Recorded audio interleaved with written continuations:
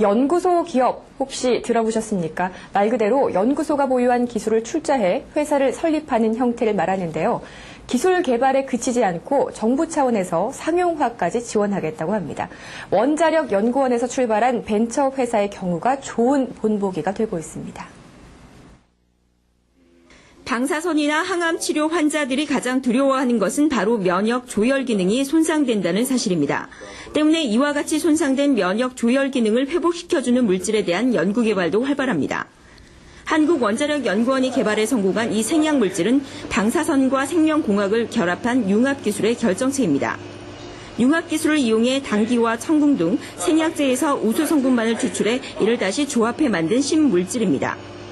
각각의 효능을 가지고 있는 생약제를 그대로 사용하는 대신 추출물끼리 조합해 새로 만든 일종의 복합물입니다.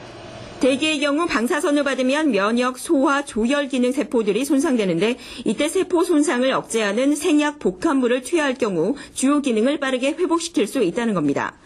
실제 암 환자들에 대한 임상시험 결과 면역세포 회복과 염증 부작용 억제 효능이 입증됐고 특히 노약자나 만성질환자에게 효과가 높았습니다.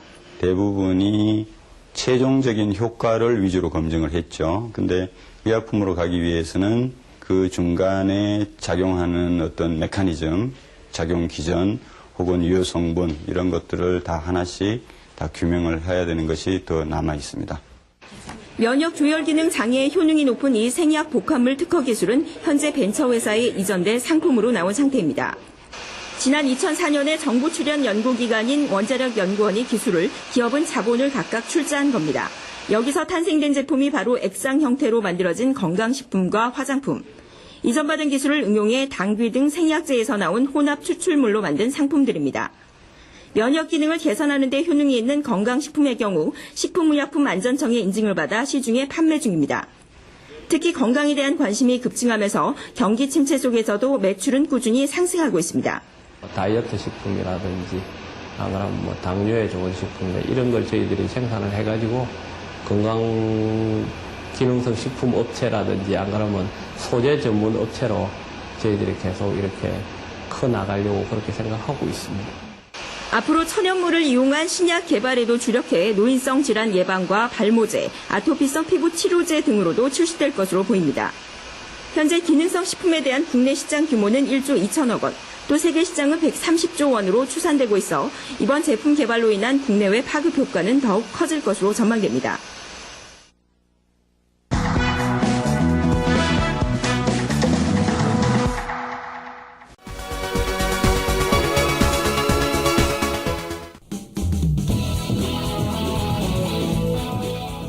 현대인의 생명을 위협하는 대표적인 질환, 암. 현대의학의 3대 암 치료법은 외과적 수술과 항암제 및 방사선 치료. 하지만 말기암인 경우 암 완치는 고작 20%. 첨단 현대의학도 암을 불치병으로 남겨놓은 상황인데 현대의학이 풀지 못하고 있는 불치병들, 그 해법을 면역력 강화에서 찾고자 하는 시도들이 새롭게 관심을 모으고 있다. 이런 가운데 산학연 협동의 면역 연구 개발은 경쟁력 있는 결실을 연이어 내놓고 있는데 과감한 투자와 지속적인 연구로 부작용 없는 면역 치료에 도전하는 우리 의료계의 변화.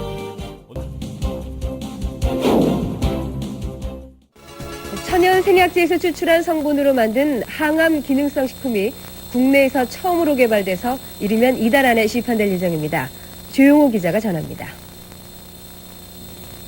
항암과 암치료 부작용이나 성인병을 예방하기 위해 개발된 기능성 식품입니다. 해모힘과 해바톤으로 이름 지어진 이들 식품은 생체 손상을 막고 조혈과 면역 증진, 생체 조직의 재생을 촉진하는 기능을 발휘합니다. 이러한 효능을 입증하기 위해 쥐에게 암세포를 투여해봤습니다. 암세포가 계속 전이되는 왼쪽 쥐와는 달리 기능성 식품을 투여한 오른쪽 쥐에서는 암세포 억제 효과가 나타났습니다. 이번에 개발된 이 두 기능성 식품은 해바라기와 당귀 등 우리의 전통 한약재에서 그 성분을 추출했습니다. 생명공학과 방사선 기술로 천연생약제를 조합해 새로운 복합 물질을 만드는 방식을 썼습니다. 각각의 성분들을 분리를 해서 그것의 각각의 그 효능을 검증한 다음에 효능을 극대화할 수 있게 다시 그 성분들을 재구성한 겁니다. 종전의 천연생리 활성물질은 항암 효능에 한계가 있고 독성까지 강했습니다. 하지만 이번에 개발된 항암 기능성 식품은 여러 성분을 조합해 효능을 높이고 독성은 없앴습니다. 이들 항암 기능성 식품은 원자력 병원 등에서의 임상 시험과 병행해